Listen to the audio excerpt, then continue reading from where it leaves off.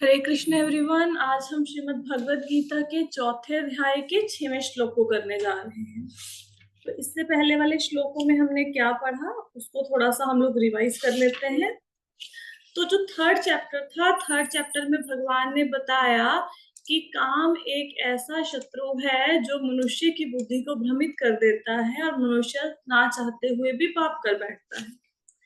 अब भगवान बता रहे हैं काम से कैसे जीता जाए। वो दिव्य ज्ञान दे रहे हैं जिसके द्वारा हम काम के ऊपर विजय प्राप्त कर सकते हैं। ट्रांसेंडेंटल नॉलेज, ये आध्यात्मिक ज्ञान है जो भगवान कृष्ण स्वयं हमें दे रहे हैं। तो कल हमने देखा कि भगवान कृष्ण ने चैप्टर के स्टार्टिंग में क्या बताया कि ये ज्ञान जो मैं तुम्हें देने जा रहा हूँ, ये दिव्य ज्ञान, ये बहुत प्राचीन है। ये मैंने सबसे पहले सूर्यदेव विवस्वान को दिया था, उन्होंने अपने पुत्र मनु को दिया, मनु ने ये जो ज्ञान था इक्ष्वाकु को दिया। तो अब अर्जुन के मन में संदेह आया कि अच्छा, इसके बाद भगवान ने पहले बताया कि ये ज्ञान दोबारा क्यों दिया जा रहा है, क्योंकि जैसे जैसे समय बीतता गया ये ज्ञान जो गुरु परंपरा में प्राप्त होता है, एक चेन में प्राप्त होता है, वो चेन लुप्त हो गई। तो इस ज्ञान को रीएस्टेब्लिश करने के लिए कुरुक्षेत्र की युद्ध भूमि में अर्जुन को ये ज्ञान दिया गया। और भगवान ने क्या बताया? भगवान ने बताया कि अर्जुन, ये ज्ञान तुम्हें इसलिए दिए जा रहा है क्योंकि तुम मेरे मित्र हो और मेरे भक्त हो, और ये बहुत रहस्यमय ज्ञान है। तो भगवत गीता को समझने के लिए क्या एलिजिबिलिटी होनी चाहिए? हमें भगवान का भक्त होना चाहिए, हमें कृष्ण को भगवान के रूप में स्वीकार करना चाहिए। इसके साथ ही कल हम लोगों ने 5 रसों के विषय में भी जाना, दास्य रस, साख्य रस, वात्सल्य रस, माधुर्य रस और शांत रस। तो इन 5 रसों में से कोई भी रस के साथ आप भगवान के साथ प्रेम का आदान प्रदान कर सकते हैं। अब अर्जुन ने पूछा कि भगवान, आपकी एज तो मेरे जितनी है भाई, तो मैं इस बात को कैसे समझूं कि आपने करोड़ों वर्ष पहले ये ज्ञान सूर्य देव को दिया था? तो भगवान कहते, अर्जुन, तुम्हारे और मेरे बहुत से जन्म हो चुके हैं, लेकिन मुझे वो जन्म याद है, तुम्हें ये जन्म याद नहीं है। भगवान को कैसे याद है? क्योंकि भगवान के शरीर में परिवर्तन नहीं होता। भगवान का आध्यात्मिक शरीर है, हमेशा वही रहता है। लेकिन जो हम लोग हैं, हम लोगों का शरीर परिवर्तित होता रहता है। और भगवान को सब कुछ याद रहता है, लेकिन बाकी जीव, चाहे वो आध्यात्मिक जगत में है चाहे भौतिक जगत में है, वो भगवान की बराबरी नहीं कर सकते। जब भगवत गीता का ज्ञान सूर्य देव को दिया गया तो प्रभुपाद जी लिखते हैं कि उस समय भी अर्जुन किसी न किसी रूप में वहां पे उपस्थित था, लेकिन अर्जुन सब कुछ भूल गया। भगवान को सब याद है, कितने जन्म हुए, किस जन्म में क्या क्या किया। साधारण मनुष्यों को याद नहीं, क्या कैसे रहेगा? भगवान के पार्षद है अर्जुन, जब वही भूल गए तो हम लोग कैसे याद रख सकते हैं? तो कोई भी भगवान की बराबरी नहीं कर सकता। ऊंचा होना तो बहुत दूर की बात है, कोई भी भगवान की बराबरी ही नहीं कर सकता। भगवान जो याद रख सकते हैं हम लोग, नहीं, स्मरण शक्ति हमारी नहीं है, वो दिव्य है, हम दिव्य नहीं है। हाँ, हम शाश्वत हैं, मतलब हम भी भगवान सच्चिदानंद है, हम भी उनके अंश है। हम मतलब सच्चिदानंद स्वरूप है हमारा, लेकिन अब भौतिक जगत में आ गए हैं तो माया के कारण, भौतिक प्रकृति के गुणों के कारण, उनके प्रभाव के कारण हम कलुषित हो गए हैं। हमारे ऊपर बहुत सारे विकारों की परत चढ़ गई है। और ये हटेगी कैसे? ये श्रवण, कीर्तन, चैंटिंग, इन सब चीजों से हटेगी। अब आगे चलते हैं। अब भगवान अपने विषय में अर्जुन को और बता रहे हैं। क्या बता रहे हैं? 4.6 श्लोका है। अजो अपि सन् अव्यात्मा भूतानामीश्वरोऽपि सन् प्रकृतिं स्वामधिष्ठाय संभवायात्म मायया। भगवान कहते हैं, यद्यपि मैं अजन्मा तथा अविनाशी हूँ और यद्यपि मैं समस्त जीवों का स्वामी हूँ, तो भी प्रत्येक युग में मैं अपने आदि दिव्य रूप में प्रकट होता हूँ। तो भगवान कहते, यद्यपि, ऐसा जरूरी नहीं कि भगवान जन्म ले। क्यों जन्म ले? भगवान जरूरी नहीं है। देखो, जन्म वो लेगा ना जो कभी होगा नहीं कहीं पे। अब किसी की मृत्यु हो जाती है, वो जन्म लेता है, भगवान की मृत्यु थोड़ा ना होती है। और भगवान सूर्य की भांति, जैसे सूर्य है, अभी सपोज हमें रात हो जाए, सूर्य ना दिखाई दे, तो इसका मतलब क्या है कि सूर्य अस्त हो गया, सूर्य खत्म हो गया, सूर्य कहीं चला गया। सूर्य वहीं पे है आकाश में, सूर्य कहीं नहीं गया। अब वो हमें प्रकाश दे रहा है, कुछ देर के बाद वो किसी वेस्टर्न एरिया में जाके वो उनको प्रकाश देगा। तो भगवान हमेशा से है, उनको जन्म लेने की जरूरत नहीं है। लेकिन फिर भी भगवान अवतरित होते हैं, भगवान अवतार धारण करते हैं। क्यों अवतार धारण करते हैं, इसके लिए अगले 2 श्लोका है, बहुत ही फेमस श्लोका है भगवत गीता के। जो लोग 90s में हुए हैं, जिनका बर्थ 90s में हुआ है, आई एम श्योर कि आप लोगों को ये श्लोका याद होंगे। क्यों? क्योंकि आप सब लोगों ने बी आर चोपड़ा की महाभारत देखी होगी। उसमें स्टार्टिंग में आता था ना, यदा यदा ही धर्मस्य ग्लानिर्भवति भारत। आई एम श्योर कि आप में से बहुत लोगों को श्लोक याद भी होगा। और अगर याद है जी तो माता जी। याद है ना, वेरी नाइस। तो अगर हाँ याद जी। है, गुड। तो अगर आपको याद है तो आपको प्रतिदिन इस श्लोक को एटलीस्ट गुनगुनाना चाहिए। भगवत गीता का अगर आधे से आधा श्लोक भी प्रतिदिन कोई पढ़ता है, उसका भी इतना पुण्य है, उसका भी इतना लाभ है कि उसकी गिनती ही नहीं हो सकती। अगर आपको भी श्लोक का भगवत गीता का आता है तो कम से कम रोज उसको गुनगुनाइए, रोज उसको पढ़िए, मन में उसका स्मरण कीजिए। राइट? किसी ने हैंड रेज किया है, इंदु, इंदु माता ji, is there any problem? Do you have any question? Right. So अगर आपको क्वेश्चन होएगा तो अनम्यूट करके पूछ सकते हैं। तो भगवान कहते हैं, मैं प्रत्येक युग में अपने आदि दिव्य रूप में प्रकट होता हूँ। मतलब भगवान के कहने का ये है कि वही रूप है भगवान का, वही आध्यात्मिक शरीर है, वही उसी शरीर में, उसी आदि रूप में भगवान प्रकट होते हैं। तो भगवान के अवतार तो असंख्य हैं, हम तो इनकी काउंटिंग नहीं कर सकते ना। असंख्य अवतार, कहाँ कहाँ से हम किस किस अवतार का वर्णन करेंगे। लेकिन श्रीमद् भागवतम में भगवान के अवतारों को 6 कैटेगरीज में डिवाइड किया गया है। तो जो मॉर्निंग में सेशन लगाते थे भागवतम का, उनको तो बहुत बार ये पढ़ाया गया। अभी 3 साल पहले जब भगवत गीता की क्लासेस मैंने लगाई, ऑनलाइन लगाई थी, उसमें भी मैंने बहुत बार बताया है। लेकिन हो सकता है कुछ लोग पहली बार इस टॉपिक को सुन रहे हो, तो बहुत ही इंटरेस्टिंग ये है सुनना, भगवान के अवतारों की क्या कैटेगरीज है। तो ध्यान से सुने, अगर भूल गए हैं तो रिवाइज हो जाएगा, और नहीं सुना तो फर्स्ट टाइम आपको सुनने को मिलेगा। तो श्रीमद् भागवतम के अनुसार भगवान के अवतारों की 6 कैटेगरीज हैं, 6 श्रेणियां हैं। कौन कौन सी? पुरुषावतार, लीलावतार, गुणावतार, मनवंतर अवतार, युग अवतार और शक्त्यावेश अवतार। ये भगवान के अवतारों को 6 मेजर कैटेगरीज में डिवाइड किया गया है। ठीक है? तो जिनके लिए हिंदी में कन्वीनियंट है वो आप पढ़ सकते हैं। पुरुष अवतार, लीला अवतार, गुण अवतार, मनवंतर, योग अवतार और शक्तिवेश अवतार। अब इनमें से हम एक एक कैटेगरी के ऊपर चर्चा करेंगे। पहला है पुरुष अवतार। पुरुष अवतार मैंने भगवत गीता की पहले वाली क्लासेस में आपको बताया था कि जो भगवान विष्णु है, तो कौन कौन से भगवान विष्णु है? मैंने आपको 3 नाम बताए थे, किसी को याद है? अच्छा, पुराने लोग नहीं बोलेंगे, रुको मेरे को मैं देखने दो कौन कौन अटेंड कर रहा है। ठीक है, विशाल प्रभु जी हैं, क्लास अटेंड कर रहे हैं आज?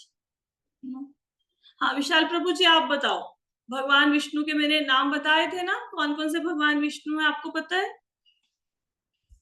या भूल गए? He is not able to unmute. Right, तो किरण प्रभु जी आपको पता है भगवान विष्णु के अवतारों के विषय में चर्चा हुई थी? आई नो ममता माता जी को पता होगा, नहीं पता है? कोई और ममता माता जी के सिवाय कोई बताएगा? पुरुष अवतार भगवान के कौन कौन से हैं? भगवान विष्णु कौन कौन से? दामोदर, दामोदर, मधुसूदन। नहीं नहीं नहीं, पुरुष अवतार, पुरुष अवतार भगवान विष्णु, भगवान विष्णु, जो 3 भगवान विष्णु है ना, उनके माता जी, नाम बता दो। Garbhodakshaya Vishnu, yes yes yes, Shirodakshaya Vishnu और कर्ण दीक्षाय विष्णु। हाँ याद रखा करो। ठीक है, चलो एनीवेज, नहीं भी याद है कोई बात नहीं, आज आपको रिवाइज हो जाएगा। तो अभी स्लाइड देख के तो कुछ कुछ याद आया होगा। हाँ, तो मैंने आपको बताया था कि 3 भगवान विष्णु है, कारणोदक्षय विष्णु, गर्भोदक्षय विष्णु और क्षीरोदक्षय विष्णु। पुरुष अवतार इन तीनों को कहते हैं। अब इसको समझने के लिए, ऑल्दो मैंने पहले भगवत गीता की क्लास में बताया, I am just repeating it again for you. देखो, जो अगर पूरी की पूरी जो सृष्टि है, पूरी की पूरा जो क्रिएशन है, अगर हम उसको आध्यात्मिक जगत और भौतिक जगत 2 भागों में डिवाइड कर लें, आध्यात्मिक जगत जिसमें मुक्त आत्माएं रहती हैं और एक भौतिक जगत जिसमें हम लोग बद्ध जीव रहते हैं, तो जो भौतिक जगत है ये सिर्फ 25% है पूरी की पूरी क्रिएशन का। जो 75% भगवान की शक्ति लगी हुई है वो आध्यात्मिक जगत में लगी हुई है। भौतिक जगत में बहुत थोड़े से लोग हैं, हमें लगता है इतनी जनसंख्या हो गई है, इतने करोड़ों अरबों लोग हैं, लेकिन भौतिक जगत में बहुत थोड़े से लोग हैं। लेकिन आध्यात्मिक जगत में आध्यात्मिक लोगों की संख्या हमसे बहुत ज्यादा अधिक है। अब जब भौतिक जगत को बनाना है तो भौतिक जगत को की सृष्टि करने के लिए कोई तो होगा ना, जिससे सृष्टि प्रकट होएगी, कोई इसका ध्यान रखेगा, मेंटेन करेगा इसको, है ना, कोई इसका विनाश करेगा, कुछ ना कुछ तो होगा ना, कोई तो सृष्टि की रचना करेगा। तो सबसे पहले भगवान कृष्ण खुद ये ब्रह्मांडों की रचना नहीं करते। तो भगवान के पुरुष अवतार है कार्णोदक्षयी विष्णु, जो फर्स्ट पिक में आपको नजर आ रहे हैं, ये है कार्णोदक्षयी विष्णु। कार्णोदक्षयी विष्णु कौन है? कार्णोदक्षयी विष्णु कारण सागर में लेटे रहते हैं, और जब ये श्वास छोड़ते हैं तो इनकी सांसों से असंख्य ब्रह्मांड प्रकट होते हैं, असंख्य, आप काउंट ही नहीं कर सकते। इतने, हमें लगता है धरती पर ही जीवन और किसी जगह पे जीवन नहीं, अरे इतने सारे ब्रह्मांड हैं और इतने सारे ब्रह्मांडों में जीवन है, लेकिन हम उनको देख नहीं पा रहे हैं। तो असंख्य ब्रह्मांड प्रकट होते हैं। तो कार्णोदक्षयी विष्णु क्या करते हैं? कार्णोदक्षयी विष्णु उनका पालन वगैरह ये नहीं करते। कार्णोदक्षयी विष्णु बस उनकी श्वास से ये ब्रह्मांड प्रकट हो गए, ठीक है। अब उसके बाद है गर्भोदक्षयी विष्णु। अब गर्भोदक्षयी विष्णु क्या करते हैं? गर्भोदक्षयी विष्णु कार्णोदक्षयी विष्णु का ही एक्सपेंशन है। तो जो कार्णोदक्षयी विष्णु है उनसे आगे विस्तार होता है गर्भोदक्षयी विष्णु का। वो क्या करते हैं? जो इतने सारे ब्रह्मांड प्रकट हुए, अब मैंने आपको बताया ना बहुत सारे ब्रह्मांड प्रकट होते हैं, आपको फर्स्ट पिक में नजर भी आ रहा होगा, ये बॉल्स नजर आ रही हैं गोले से, भाई नजर आ रहे हैं हाँ या ना?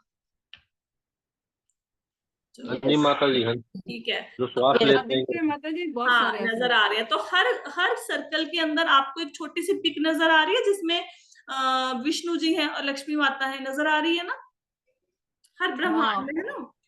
हाँ, गर्भोदक्षाय विष्णु। गर्भोदक्षय विष्णु। गर्भोदक्षय विष्णु क्या करते हैं? जो कार्णोदक्षय विष्णु की श्वासों से असंख्य ब्रह्मांड प्रकट हुए, उनमें से हर एक में एक एक गर्भोदक्षय विष्णु चले जाते हैं। मतलब हर एक ब्रह्मांड के अपने अलग से गर्भोदक्षय विष्णु हैं। जैसे प्राइम मिनिस्टर एक होता है, लेकिन स्टेट मिनिस्टर तो डिफरेंट डिफरेंट होते हैं ना, हर स्टेट का अलग अलग स्टेट मिनिस्टर होता है, चीफ मिनिस्टर होता है। तो ऐसे समझ लो, मतलब Karnodakshaya Vishnu like prime minister और Garbhodakshaya Vishnu like state minister, chief ministers like. हालांकि उनकी कोई समता नहीं है उनसे, लेकिन अभी समझाने के लिए बोल रहे हैं ऐसा। अब हर ब्रह्मांड में गर्भोदक्षय विष्णु चले गए। अब हर एक ब्रह्मांड में बहुत सारे जीव हैं, मनुष्य हैं, पशु हैं, पक्षी हैं, है ना, जानवर हैं, बहुत कुछ है। तो इन सब के अंदर जो परमात्मा रूप में निवास करते हैं वो आपके अंदर भी है, मेरे अंदर भी है, चींटी के अंदर भी है, हाथी के अंदर भी है, छिपकली के अंदर भी है, कॉकरोच के अंदर भी है, सबके अंदर है, शेर चीते के अंदर भी है, पक्षियों के अंदर भी है। वो कौन है? वो है क्षीरोदक्षयी विष्णु। ये मेरे हृदय में मेरे क्षीरोदक्षयी विष्णु है और आपके हृदय में आपके क्षीरोदक्षयी विष्णु है। हर एक के अपने पर्सनल इंडिविजुअल क्षीरोदक्षयी विष्णु। क्लियर हुआ? ठीक है। कार्णोदक्षय विष्णु जिनकी सांसों से असंख्य ब्रह्मांड निकलते हैं। गर्भोदक्षय विष्णु हर एक ब्रह्मांड में प्रवेश कर जाते हैं। और क्षीरोदक्षय विष्णु कौन है? जो हर एक के अंदर स्थित है। क्लियर? अब मत भूलना, अगर भूल गए तो दोबारा से कभी ये लेक्चर खोल के सुन लेना, कुछ कुछ याद आ जाएगा। तो पुरुष अवतार कौन कौन से हैं बताइए? अभी किरण कुमार जी आप बताइए प्रभु जी, देख के बताइए एटलीस्ट। माता जी, मैं थोड़ा सा ध्यान नहीं था मेरा। ध्यान नहीं था, चलो ठीक है, फिर बाद में सुनना। ऐसे किसी का नाम भी लिया जा सकता है, ध्यान से सुना करो क्लास को, ठीक है? नहीं, ठीक है माता जी। ओके, एक बार प्रश्न दोबारा। हाँ कोई बात नहीं, आप पढ़ लो फिर बाद में सुनाना। कार्णोदक्षय विष्णु, गर्भोदक्षय विष्णु, क्षीरोदक्षय विष्णु। अच्छा, मैं आपको वैसे एक बात बता रहा हूँ, ऐसे किसी के ऊपर कटाक्ष नहीं कर रहे हैं। देखो, जब भगवत गीता समझ रही है ना, आइडली स्क्रिप्चर्स ऐसे हैं कि खुद पढ़ने बैठे हुए ना समझ नहीं आएंगे। फिर अगर आप लेक्चर के समय आपका ध्यान नहीं है ना, सेशन के समय, तो फिर भी समझ नहीं आएंगे। तो इसका अच्छा तरीका ये होता है कि अगर आपका सपोज आपको काम कर रहे हो, काम करते करते आपने कोई सेशन को लगा लिया, तो जब ये सेशन कंप्लीट हो जाए उसके बाद यूट्यूब पे एक बार सुन लो दोबारा से, है ना, तो उससे आपका अच्छे से रिवाइज हो जाएगा। ठीक है, तो पुरुष अवतार 3, Karanodakshaya Vishnu, Garbhodakshaya Vishnu and Kshirodakshaya Vishnu. Next category कौन सी है? लीला अवतार। अब लीला अवतार कौन से होते हैं? पुरुष अवतार क्या करते हैं? ये सारा क्रिएशन का काम करते हैं, ठीक है, भौतिक जगत की, और फिर उसके अंदर प्रवेश करना, फिर प्रत्येक जीव के अंदर देखते हैं कि कोई कौन पाप पुण्य कर रहा है, उनके पूरे कर्मों का लेखा जोखा रखते हैं क्षीरोदक्षय विष्णु, ठीक है। अब लीला अवतार, लीला अवतार क्या होते हैं? लीला अवतार भगवान के वो होते हैं जिसमें भगवान एक पर्टिकुलर लीला करते हैं, कुछ समय के लिए आते हैं, और जब वो लीला समाप्त हो गई तो भगवान फिर अपने धाम में वापस चले जाते हैं। जैसे आपने सुना होगा नरसिंह देव भगवान का अवतार हुआ, है ना। आधे वो शेर का उनका मुख था, बॉडी बाकी उनके इंसान की थी। अवतार हुआ मत्स्य अवतार, कूर्मा अवतार, महात्मा बुद्ध का अवतार हुआ, और भगवान रामचंद्र हुए, परशुराम जी हुए। ये सारे लीला अवतार हैं, एक पर्टिकुलर समय के लिए आते हैं, अपनी लीला करते हैं और फिर लीला करके चले जाते हैं, ठीक है। कहाँ चले जाते हैं? अपने धाम को। जैसे जो लोग नरसिंह भगवान की पूजा करते हैं तो मृत्यु के बाद वो कहाँ जाएंगे? वो नरसिंह देव भगवान के लोक में जाएंगे, उनका अलग से अपना लोक है, ठीक है, वहां वो अपनी लक्ष्मी जी के साथ रहते हैं नरसिंह देव भगवान। तो जो भगवान राम की पूजा करते हैं उनके लोक में चले जाएंगे। अब इन सारे अवतारों में एक बात समझने वाली है कि जो कृष्णा है, जब आप दशावतार पढ़ोगे ना उसमें भगवान कृष्ण को भी एक अवतार कहा गया है। तो कुछ लोग समझते हैं कि जो विष्णु है, विष्णु से कृष्ण आए हैं, ऐसा नहीं है। कृष्णा अवतार नहीं, वो अवतारी हैं। हम उनको लीला अवतार के अंदर रखते हैं, लेकिन वो अवतार नहीं, अवतारी है। अवतारी का मतलब क्या होता है? जिनसे सारे अवतार आते हैं, वो सोर्स है। वो ऐसा नहीं कि जैसे बाकी अवतार आ रहे हैं उनके, आप भी उनको भी उसी कैटेगरी में रख दें। जिस कैटेगरी में महात्मा बुद्ध को रखा है उसी कैटेगरी में हम भगवान कृष्ण को रख दें। वो स्वयं भगवान है, उनसे सारे अवतार आते हैं, ठीक है। लीला अवतार क्लियर हो गया कि भगवान आए कुछ समय के लिए और फिर लीला करी और फिर चले गए अपने धाम में वापिस। अब इसके बाद आते हैं गुण अवतार। गुण अवतार कौन से हैं? गुण अवतार में 3 भगवान के गुण अवतार हैं, ब्रह्मा, विष्णु और महेश। ब्रह्मा, विष्णु और शिव, ये भगवान के 3 गुण अवतार हैं। गुण अवतार क्या होता है? देखिए, अगर सृष्टि की रचना करनी है तो उसके लिए राजसी गुण चाहिए। जैसे आपने सपोज घर बनाना है, अब घर बनाने के लिए आपके पास पैसे होने चाहिए ना, तभी घर बनाओगे, अदरवाइज तो नहीं बना पाओगे। तो रजस में क्या होता है? रजस में मतलब बहुत सारी इच्छाएं, अभिलाषाएं होती हैं जिसके पास रजस गुण होता है, और उनके पास बहुत सारा, मतलब क्या बताएंगे, जैसे ब्रह्मा जी है, ब्रह्मा जी के पास रजस गुण है तो उनके पास क्रिएशन की पावर है, ठीक है, क्योंकि रजस गुण है इसलिए उनके पास क्रिएशन की पावर है। तो क्योंकि सृष्टि को क्रिएट करना है, उनको मेंटेन करना है, उसका विनाश करना है, तो भगवान ये 3 गुण अवतार ग्रहण करते हैं। आइडली भगवान ना सतोगुणी है, रजोगुणी है, ना ही तमोगुणी है, वो इन तीनों गुणों से परे हैं। भगवान शुद्ध सत्व में है। तीनों गुणों से ऊपर क्या होता है? रजोगुण, तमोगुण, सतोगुण के ऊपर क्या होता है? शुद्ध सत्व। तो इन तीनों से भगवान परे हैं, लेकिन सृष्टि की रचना के लिए, उसको मेंटेन करने के लिए और उसके विनाश के लिए भगवान 3 गुणों को स्वीकार करते हैं। तो ब्रह्मा जी के पास राजसी गुण है, विष्णु भगवान के पास सात्विक गुण है, और शिव जो है वो तमस गुण के वो है, उनके पास तामसिक गुण है, जिससे वो सृष्टि का विनाश करते हैं, ठीक है। आगे चलते हैं। नेक्स्ट है मनवंतर अवतार। अब मनवंतर अवतार जो है, अब मनवंतर अवतार क्या होता है? इसके लिए ना देखो, अगर तो ध्यान से सुनोगे फिर तो मनवंतर अवतार समझ आएगा। अच्छा, पहले तो ये बताओ, यहां तक समझ आ गया सबको? गुण अवतार तक क्लियर हुआ? Yes yes ma'am. जी माता जी। ठीक है, तो अगर यहाँ तक जी क्लियर माता जी। हो, ठीक है। अब इसके बाद जो शुरू होने वाला है उसके लिए अगर आंखें कान खुले रखेंगे बिल्कुल, फिर वो समझ आएगा, नहीं तो कुछ समझ नहीं आएगा। ऑल्दो ये सब कुछ जो मैं अभी बताने जा रही हूँ, मैंने परसों की क्लास में सब बताया था, लेकिन मुझे लगा ज्यादा टेक्निकल हो गया, लोगों के सिर के ऊपर से निकल जाएगा सारा ज्ञान, तो मैंने उस वीडियो को अपलोड ही नहीं किया यूट्यूब पे, ठीक है। तो अभी क्या है, मैं उसको फिर से मुझे रिपीट करना पड़ रहा है क्योंकि मुझे मनवंतर अवतार बताने हैं आपको, है ना। तो अच्छा, जस्ट 1 मिनट, मैं सेशन को भी रिपीट करती हूँ, जस्ट 1 मिनट के लिए होल्ड कीजिए सब लोग।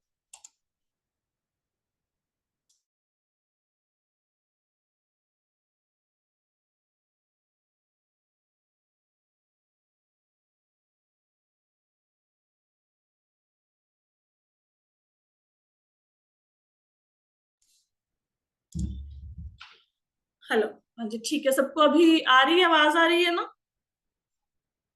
Yes, ठीक है, ma'am. तो अभी शुरू करते हैं मनवंतर अवतार। मनवंतर अवतार क्या होते हैं? सबसे पहले ये समझो, मनवंतर को समझने के लिए ना पहले आपको काल की गणना सीखनी पड़ेगी। काल की गणना सीखने के लिए थोड़ा सा इस बात को समझते हैं, काल की गणना क्या होती है। ये ब्रह्मा के काल की गणना। सबको ये पता है कि कलयुग 4,32,000 साल का है, ये पता है सबको? किसी को नहीं पता तो बताओ भाई। बहुत एक्टिविटी वगैरह करके समझाया था। कलयुग की एज कितनी है? 4,32,000 साल। आई होप सो कि सबको पता होएगा, है ना? जी माता जी। 4,32,000। फिर मैंने बताया था अगर द्वापर की 4 युग है ना, सतयुग, त्रेता युग, द्वापर और कलयुग, तो जो द्वापर युग है वो कलयुग से डबल होता है। तो अगर 4,32,000 को आप 2 से मल्टीप्लाई कर दोगे, गुना कर दोगे, तो 8,64,000 आता है, जो कि द्वापर की एज है। ठीक है। फिर जब 4,32,000 को आप 3 से गुना करोगे तो त्रेता युग की एज आ जाती है। मतलब त्रेता युग 12,96,000 साल का है। फिर जब 4,32,000 को आप 4 से गुना कर दोगे, मल्टीप्लाई कर दोगे, तो 17,28,000 बनता है, जो कि सतयुग की एज है। ठीक है, क्लियर हुआ ये? अभी एक मिनट, मैं आपको ना कैलकुलेट करके बताती हूँ। बहुत बार समझाया, फिर कभी याद होता है, कभी नहीं होता। देखो कलयुग की एज कितनी, एक मिनट रुको, पहले स्क्रीन शेयर करके कैलकुलेटर दिखाऊंगा आपको। आपको कैलकुलेटर नजर आ रहा है? Can you see? जी माता जी. हाँ जी माता जी. अब बोलो कलयुग की एज कितनी है, बोलो। 4,32,000. 32,000. ठीक है। अब इसको हम अगर 2 से मल्टीप्लाई करेंगे, 8,64,000 हो गया। ठीक है, ये किसकी एज है? द्वापर। द्वापर। द्वापर युग. वेरी द्वापर. गुड। अब 4,32,000, इसको हम 3 से मल्टीप्लाई करेंगे, क्या आया? 12,96,000। ये किसकी एज है? ये त्रेता युग। त्रेता युग की। वेरी गुड, ठीक है। 5,000. अब हम 4,32,000 को 4 से मल्टीप्लाई करेंगे, कितना आया? 17,28,000। ये किसकी एज है? सतयुग की। परफेक्ट हो गया, ठीक है। अब हम क्या करेंगे? अब हम तीनों को जोड़ देंगे।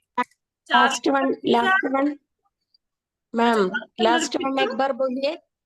4,32,000 last one. Last. Multiply by, रुक जाओ रुको एक मिनट, तो गया 4,32,000 मल्टीप्लाई बाय 4, दिस इज 17,28,000। ठीक है, क्लियर हो गया?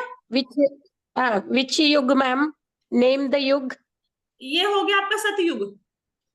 सत्ययुग. ओके. ठीक है। Okay ma'am. अब हम इसको ना जोड़ लेते हैं। 4,32,000 प्लस 8,64 प्लस 12,96 प्लस 17,28,000, ये कितना बन गया? अब बताओ। 47,20,000। समझ आ गया? ठीक है। यहाँ तक मैं ना बिल्कुल बच्चों के जैसे भी आज भगवत गीता की क्लास में समझा रही हूँ, इसके बाद भी नहीं याद हुआ ना, फिर कुछ नहीं हो सकता। अगर नहीं समझ आ रहा तो पूछना, मेरे को 10 बार कैलकुलेशन करनी पड़ जाए, मुझे कोई दिक्कत नहीं है, मैं कर दूंगी, लेकिन समझो अच्छे से। ठीक है। अब ये हो गया आपका 43,20,000। क्या हो गया? ये किसका हमने टोटल किया? 4 युगों की टोटल किया ना, सतयुग, त्रेता, द्वापर, कलयुग का, है ना? अब ये जो 4 युगों का टोटल है, इसको बोलते हैं चतुर्युग। क्या बोलते हैं? चतुर्युग। ठीक है। अब ये जो चतुर्युग है, विच इज अ, मतलब आप क्या बोलोगे, एडिशन ऑफ सतयुग, त्रेता, द्वापर एंड कलयुग। जब हम इसको मल्टीप्लाई करेंगे 1,000 से, किससे मल्टीप्लाई करेंगे? 1,000। ठीक है, तो जी मल्टीप्लाई कर दिया। अब कितना आ गया बताओ, काउंट करो कोई से। 2,000 हजार 10,000 ये लाख हो गया जी 43 करोड़।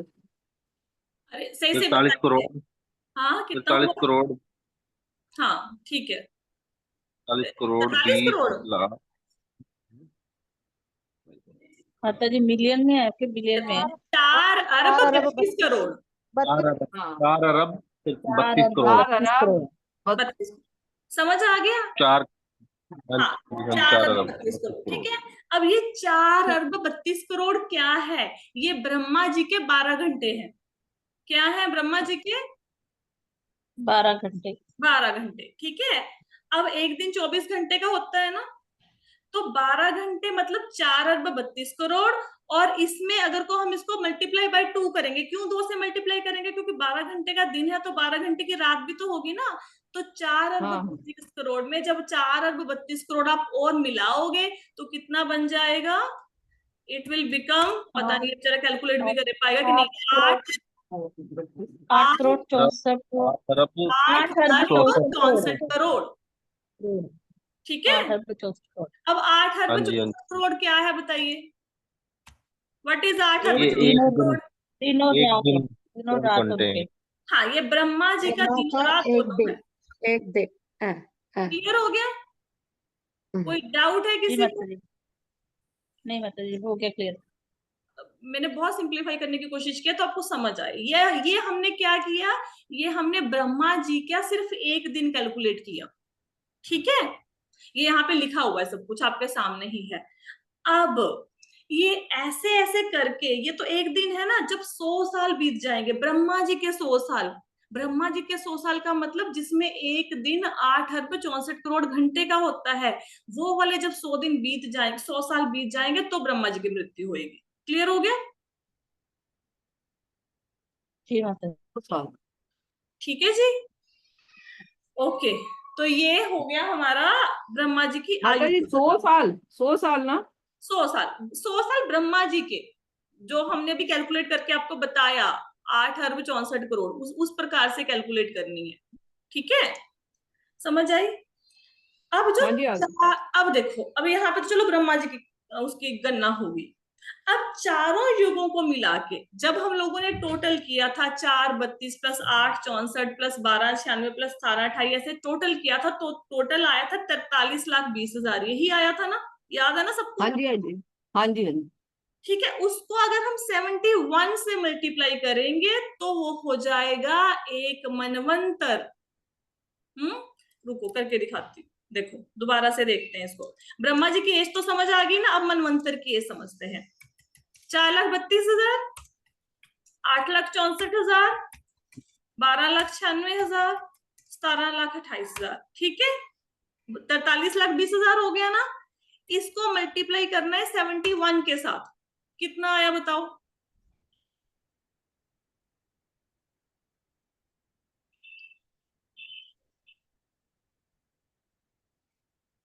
नहीं समझ आया भाई? आवाज आ भी रही है कि नहीं? ज्यादा मुश्किल कैलकुलेशन हो गई? माता जी नहीं, 30 करोड़ करोड़ 30 नहीं, अरब अरब होगी।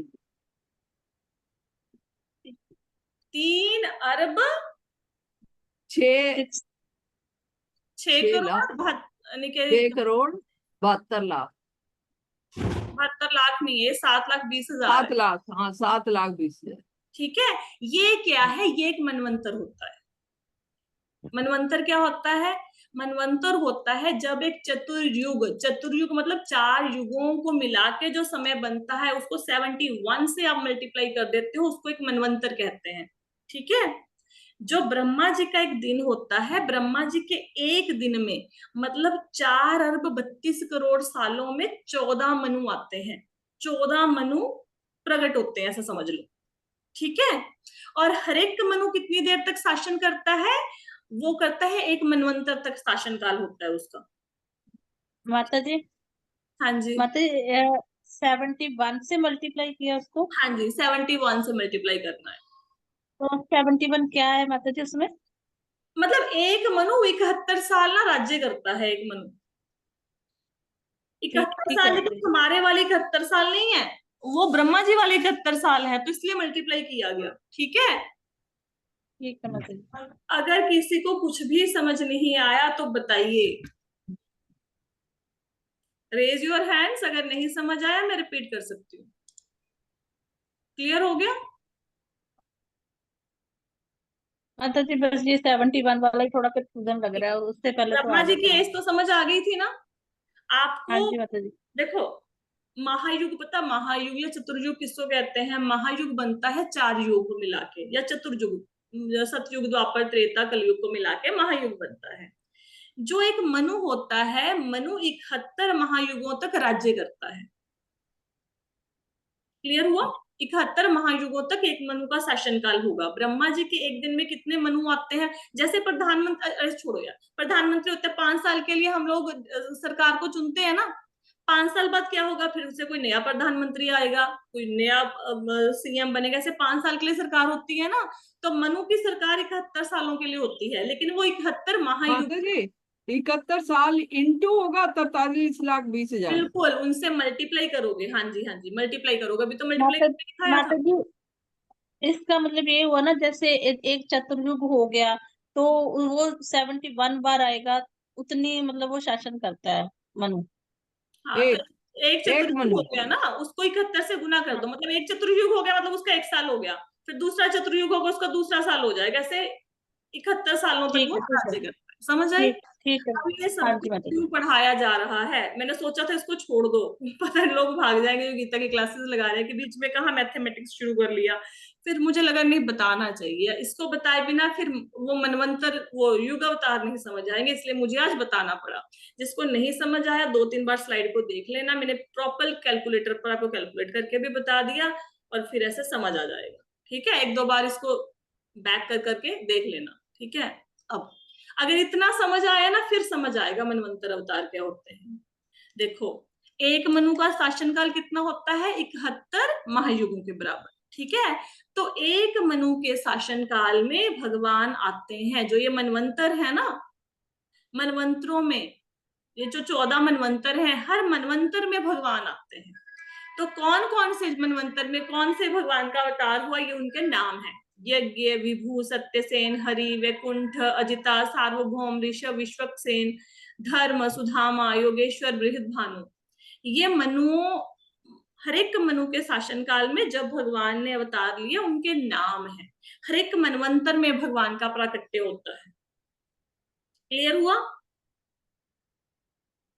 जी माता जी। अभी कौन से माता जी मनु, एक एक मनवंतर जो है, मतलब एक मनु का शासन जो है 71 इंटू 43,20,000 हुआ। हाँ हाँ जी, बिल्कुल हुआ, बिल्कुल बिल्कुल। वो, हाँ तो अच्छा ठीक है। माता जी ये हुआ ना, जैसे ब्रह्मा जी के एक दिन में 1,000 चतुर्युग होते हैं, है ना? तो अरे एक चतुर्युग, नहीं नहीं नहीं, एक चत, ब्रह्मा जी के एक दिन में 4 चतुर्युग कैसे हुए? ब्रह्मा जी का नहीं, एक तो 4 और 32 करोड़ एक सालों के बराबर होता है। ब्रह्मा जी के एक दिन में 14 मनु आते हैं। 14 मनु आते हैं। ठीक नहीं, मैं है, ये कह रही हूँ भी ठीक है, ठीक है माता जी। ठीक है, इसको कंफ्यूज थोड़ा ना, स्लाइडों को पढ़ो 1-2 बार, ऐसे याद नहीं होगा। अब मतलब ऐसे पढ़ते पढ़ते ना चीजें, अब मेरे को थोड़ा प्रैक्टिस करते हुए 3-4 साल हो गए, तो मुझे थोड़ा सा ये बातें समझ आ रही हैं। हो सकता है मैं भी वैसे ये तो जो कैलकुलेशन बताइए बिल्कुल एक्यूरेट है। ठीक है, धीरे धीरे हो जाएगा, 1-2 बार पढ़ोगे। ठीक है, अब हर मनवंतर, ये जो 71 से मल्टीप्लाई किया ना, इसको एक मनवंतर कहते हैं। एक मनु का शासनकाल एक मनवंतर तक होता है। आपको अगर बताना हो मनु का शासनकाल कितनी देर तक हुआ, तो एक मनवंतर तक। ठीक है, ये 3,67,20,000 साल के बीच में एक बार भगवान आते हैं। ठीक है, और अभी कौन से मनु का शासनकाल चल रहा है पता है आपको? ये तो भगवान के अवतार हैं जो मनवंतर में हुए, लेकिन अभी कौन से मनु का शासनकाल चल रहा है? नाम पता है हमारे मनु का? नहीं माता जी। वैवस्वत। वैवस्वत, आपको बताया ना अभी कि विवस्वान सूर्यदेव को भगवान ने ज्ञान दिया, उन्होंने मनु को दिया। कौन से मनु? विवस्वत मनु। तो वैवस्वत मनु का शासनकाल चल रहा है, और अभी 71 साल तक उन्होंने राज्य करना है ना, तो कितने साल बीत चुके हैं पता है? अभी ये 71 ईयर तक वो राज्य करेंगे ना, एक मनवंतर तक। अभी कौन कितनी देर बीत चुकी है, किसी को पता है? 28। अभी तक कितने बीते हैं? मतलब वो जो 71 महायुग है ना, उनमें से 28 अभी बीत गए हैं। ठीक है, तो वैवस्वत मनु का शासनकाल चल रहा है। और जो ब्रह्मा जी की आयु 100 साल की है, तो अभी वो अपनी आयु के 50 साल पूरे कर चुके हैं, उनका 51 ईयर स्टार्ट हो गया है। ठीक है, ऐसा कोई गीता के साथ ऐसे डायरेक्ट कनेक्शन नहीं है, बट मुझे लगा कि टॉपिक आया तो थोड़ा सा बीच में बता देना चाहिए। ठीक है, अब मनवंतर अवतार समझ आया?